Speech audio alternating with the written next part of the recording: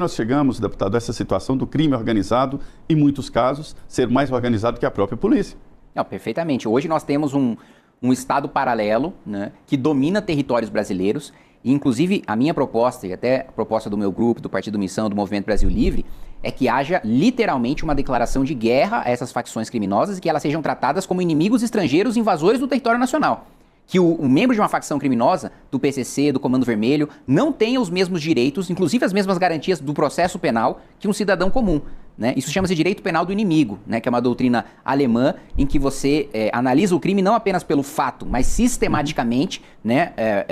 Para qual facção aquele agente contribui, né? Para dominar um território nacional. Porque hoje o PCC tem territórios que ele domina, tem hino, tem bandeira, tem exército, tem estatuto, é um Estado invasor. E então os faccionados... E isso, não, tem a divisão das gravatas, né? Os advogados, os promotores, os juízes que tiveram faculdade e cursinho pagos pelo PCC. Tem a divisão dos jalecos também, os enfermeiros, os médicos.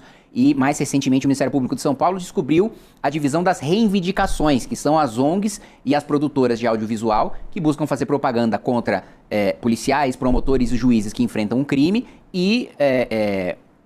debatem e fazem pleitos da política penitenciária, inclusive levando a ONG do Comando Vermelho e a ONG do PCC no Ministério da Justiça para debater o plano Pena Justa, que o governo federal soltou em resposta a uma demanda do Supremo, que basicamente é um abatimento geral e irrestrito de penas, né? Dizendo, olha, como nenhum presídio presta, para compensar os presidiários de que os presídios não prestam, vamos abater a pena de todo mundo.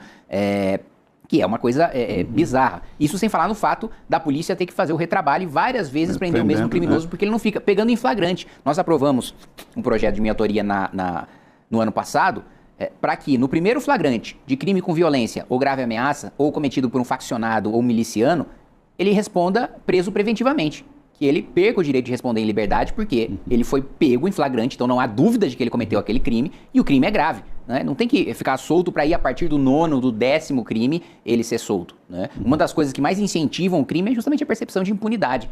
Isso, inclusive, há dados científicos. Há 2 anos foi feito um estudo de um pesquisador especialista em economia do crime chamado Pérez Chiquida. Ele entrevistou 400 presidiários no estado de São Paulo e perguntou por que eles cometeram crimes. Né? E a resposta número 1 é o ganho fácil. E na pesquisa dele, ele demonstrou que a renda média de um criminoso no estado de São Paulo é de cerca de R$50 mil. R$50 mil por mês. Né? Então, não é uma questão, como muitas vezes as esquerdas buscam colocar, de que não, o crime contra o patrimônio é uma decorrência da desigualdade causada pelo capitalismo, que faz com que os mais pobres se revoltem contra os mais ricos e busquem fazer justiça social por meio do crime. É uma economia, né? Não, isso aí é um incentivo econômico direto.